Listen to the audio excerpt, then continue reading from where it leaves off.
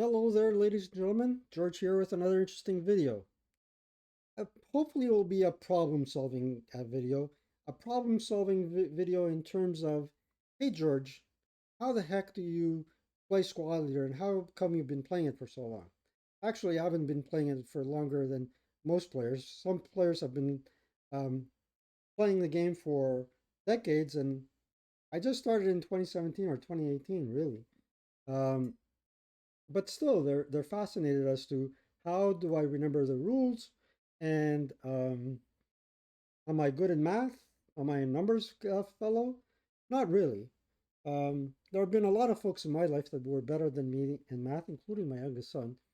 Calc-wise, he excels, and I have to give credit to myself. I was pretty good in high school in trig, but math was never my forte.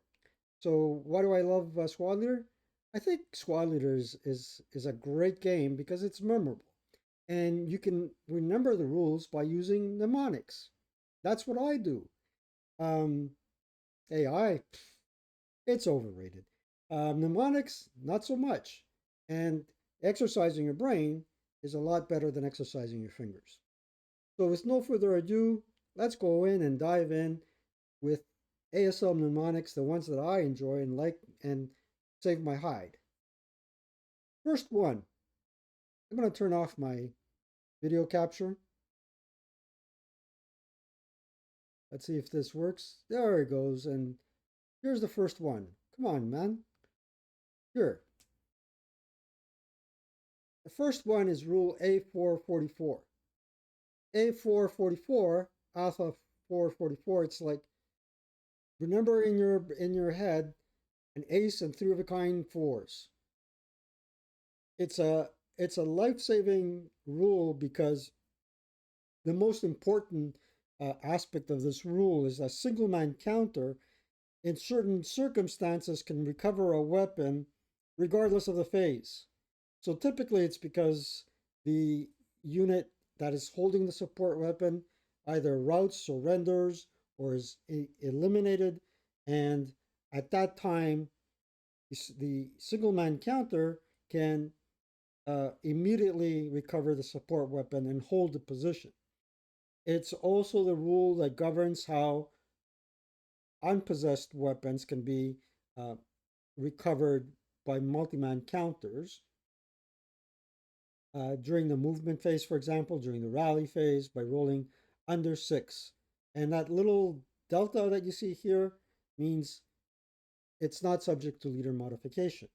So good thing to remember, all right? And there are some exceptions.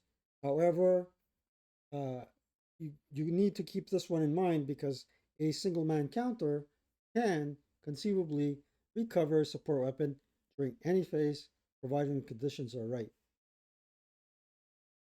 The next mnemonic helps me speed up my game, and it's basically pretty simple to understand and to remember. 8 on the 8 is a normal morale check. However, 8 on the 4 is nothing at all. It rhymes, man. Reminds me of the two half squads. You know, they come up with ASL parodies and parody songs. They're awesome. Highly recommend watching that channel and the MMP channel with Brian and Kurt. Watched them lately. A lot of interesting content. Highly recommended. So 8 on the 8. Uh, 8 on the 8. It's a slightly better than average roll, and you end up scoring a normal morale check. Typically, if you're playing either the Russians or the Germans, you would need 2 squads to achieve an 8 firepower attack. And you know that if you roll a 7, you'll get a 1 MC, but an 8 is a normal morale check, and a 9, never forget the 9 because that's important as well, is always a pintash check. However, if you're rolling with a single squad or a single Russian or a single German squad with a typical firepower attack of 4, an 8 yields you nothing. So it saves me a trip to the infantry fire table. I'm drinking some delicious Earl Grey tea. with one twin or Splenda. Like I was saying before to myself, I wish they finally cured diabetes so I can have floats and sodas and cake. Anywho, my next mnemonic. Pardon me if I mispronounce it. 7-Eleven. That's an important rule. It's an important rule because it governs overruns. At least figuring out how much firepower of an attack an overrun will yield. So 7-Eleven, I believe you folks in the United States have plenty of 7-Elevens, and if there is, do go in there and have a refreshment on my behalf. You don't have any 7-Elevens here in Quebec. And basically, Donald 7-Eleven, the 7-Eleven. Remember when Donald uh, mixed up 7-Eleven with 9-11? That's another way of remembering it. Anywho, 7-Eleven, flip open the book to chapter D, and you'll see how to figure out how much firepower, the base for the firepower of an overrun attack. And you'll never get anybody trying to pull a fast one on you with a 30 firepower attack and what have you. Always remember that a armored fighting vehicle whose main armament is an MG, flamethrower, mortar, ATR, or IFE capable um, has a base 2 as opposed to a base 4. Very interesting. Anywho, 7-Eleven. Can't go wrong, can't forget it. Now, trying to figure out whether you got a hull hit or a turret hit, and you're relying on Vassal to tell you the results. And then that's a mindless way of determining what kind of hit you have. However, if you are having difficulty reading these symbols or mix them up, always remember or keep in mind a picture of a ship. And back in the old days, most, if not all, ship hulls were painted a special type of red. They were painted a special type of red paint because that paint, I believe, was painted with copper or some other substance to avoid seafaring corrosion on the ship's hull. So, if the color dye is equal to or greater than the white dye, remember that red dye means you hit the hull. The white is the turret. So to hit DR, color DR is less than the white. A hull hit, to hit DR, color DR is greater than or equal to the white dye. Now, less than, greater than, equal to, I think that if you're challenged in math, all you got to do is associate the red die with a hull. If that is equal to or prevails the number rolled on the white die, you got a hull hit. If you got a white die whose number is greater than the red, then you got a turret. I hope that helps. Now let's go to our last slide and see what I am thinking about. All right, lowest tem takes the sniper check. Lowest tem takes the sniper check. It kind of rhymes. How can you forget that? And you don't want to forget it because if you got a leader in a building and a squad in an adjacent woods hex, and that sniper comes dangerously close, in fact, equal to both hexes. I know you're seeing here a profile picture and not a geomorphic map. We will in a moment. However, I like the picture. That's why I put it there. So if you got if your opponent gets a sniper check, it's equidistant to a leader in a building and a squad in the woods. Guess who has to take the sniper check? Not the leader in the building. It'll be the sniper bait with a +1 tem as opposed to a +2 tem. Here the leader is laughing and saying, "Peekaboo, I see you, sniper." Now, with those things in mind, and they're very important rules, right? The first rule um, allows you to recover a support weapon where otherwise you would think you didn't have a choice other than to leave it behind to be captured by your opponents, right? 8 on the 8 helps you speed up your game. And a lot of people use that expression, right? Then, uh, a hall hit. Am I skipping one? Let's go back. Oh, there. Then the 7-11 had to do an overrun. And overruns happen frequently. Either your opponent is going to inflict it on you or you're going to inflict it on your opponent. Then we come with a hall algorithm. How hard can that be to forget or remember? And then you can save your leader's hide knowing the sniper rule. Now, it's in section 14, alpha 14 something, right? I'm not going to give you the exact reference, but you can look it up yourself and read it. Now let's go to the board. Okay, I'm going to turn on my video capture. And now we're on the board. And let's go with the first one. What was the first one, for crying out loud? Let me check. There goes my memory. A44.44. A4, A444. All right. You got the Checo here. Karakov is waiting in the sidelines, actually. We'll put him somewhere here for now. Now, we can do a 12 attack. We got a 4 and a 7. 7 plus 4 is 11. Plus 4 is 15. Not quite a 16. So a 12 attack, and the leader cannot direct this. Lieutenant Ogveloren cannot direct the attack because it's a fire group. Um, there's no hero. So 12 up 2.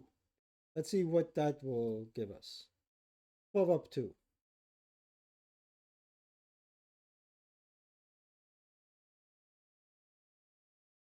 8 on the 12. Unfortunately, I don't know what an 8 on the 12 is. It's a 1 check, actually. A 1 check. Let's see what's going to happen to Yecheko here. 1 check. 2 morale. He passes. Now the squad needs a 7. He breaks. Got an 8. He needed a 7. It was a 1 check. He breaks. Now, of course, these guys prep fired. Um,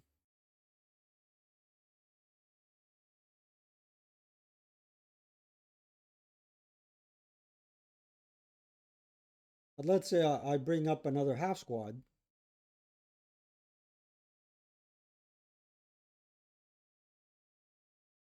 There. 1, 2, and 3. And now that will force him to route.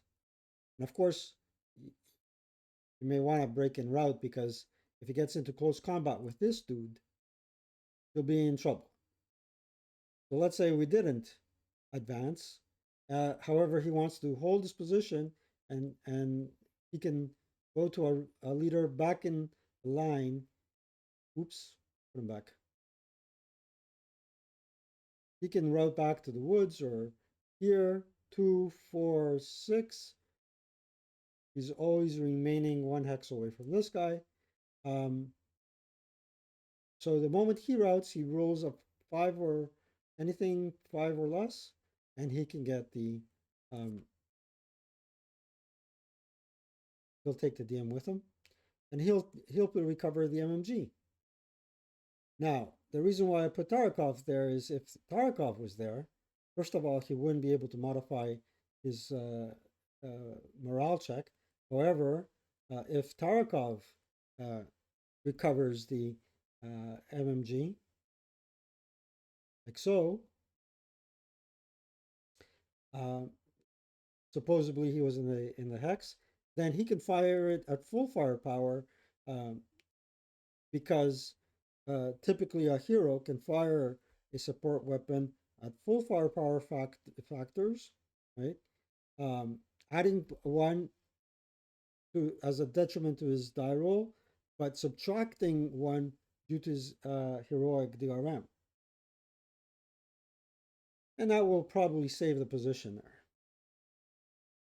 All right, 8 on the 8, self-explanatory. We have the charts. Let's take a look at it here as well. Look, I got Neil's charts. 8 on the 8. Bum, bum, bum, bum. One morale check.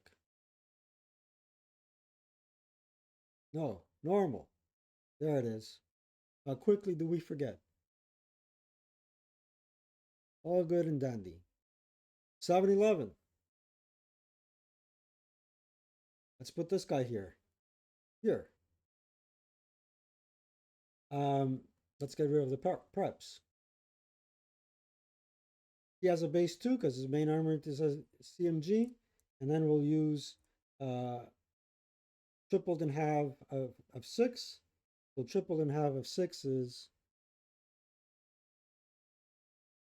9, I believe. 6 times 1.5. 9 plus 2 is 11.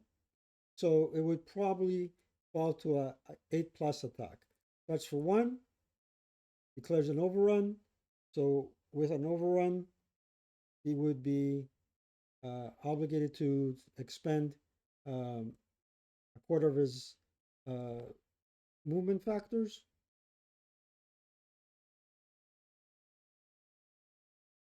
Fractions rounded up, 4. So starts for 1. Declares an overrun. Of course, this guy can fire the ATR at him before. And we could also fire the MMG. But let's say that went away. Starts for 1. 2, 3 over the wall plus 4 would be 7 to there. He wants to hold his fire. IFT.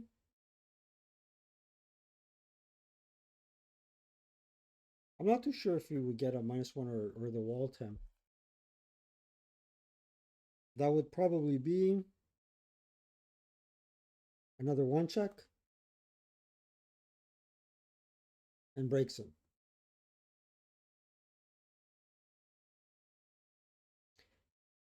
Let's say for the sake of that example, there wasn't any support weapons there. Okay, 7-11. All right, let's go back to where we were before. We want to eliminate this tank.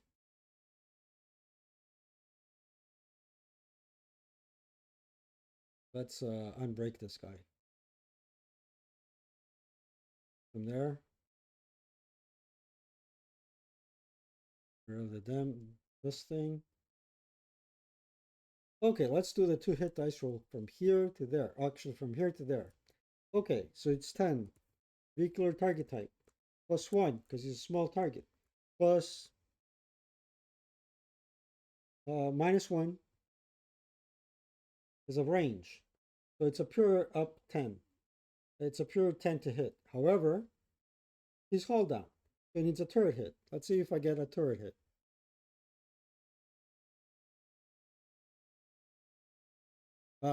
I've rolled on the other, but it is a turret hit because the white die is greater than the colored die. So let's roll on to hit. Turret hit, see? Again, same example. It's a hit. And now to figure out the kill, an ATR, Russian ATR is a base 6. However, you have to figure out penetration, makes it a 7, and he has an armor of 1, so 6 or less. 6. Possible shock. 8 or less. Makes it. Now, the MG is going to fire. And the leader can throw in his modifier as well. All right, so now 10 vehicular target type plus 1 because he's a small target, minus 1 because we're going to use the leader, LDR, and minus 1 because of the range. So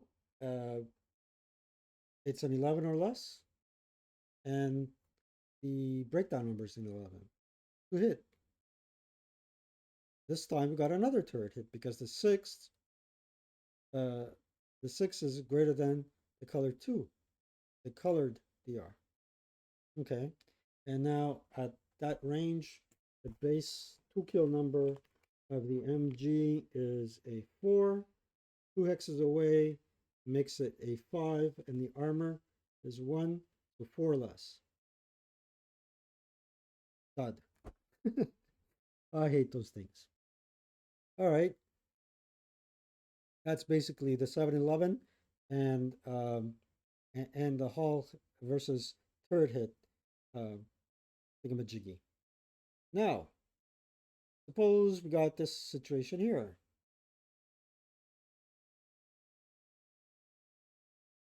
And the Soviet player activates the sniper, and the sniper is here.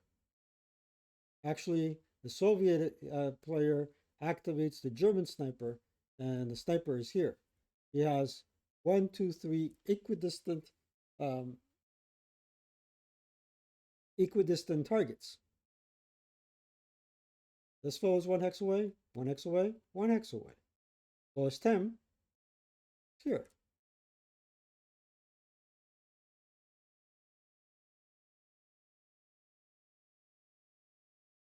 So I did find the rule. All right, and it's alpha 14.21, alternate target. If the present target hex contains neither an eligible target, 14.22, nor the enemy sniper counter, the attacking sniper counter is moved to and will attack the hex closest in hexes to that target hex, which contains one slash both of them. Should greater than or equal to 2 such targets be equidistant, the location with the lowest tem is the target. Only the lowest to a minimum of 0 in hex tem smoke DRM applicable to any eligible target currently occupying that hex, regardless of loss, is considered in the comparison. X, the +1 HA tem, and the +1 factory, but not that building tem, are non-applicable. Hidden fortifications, entrenchments, fortified building locations may be revealed at this time. If the target hex is still undetermined, the sniper player chooses which of those equidistant hexes to attack. And ladies and gentlemen, this concludes my 23-minute video. It was a pleasure doing it, and you know, I thought I would pay it forward, things in a position of good fortune, to the effect that, you know, I'm still above ground and having a heck of a time, enjoying squad leader and life in general. And I hope you are too. So have a great week ahead and see you soon. Take care.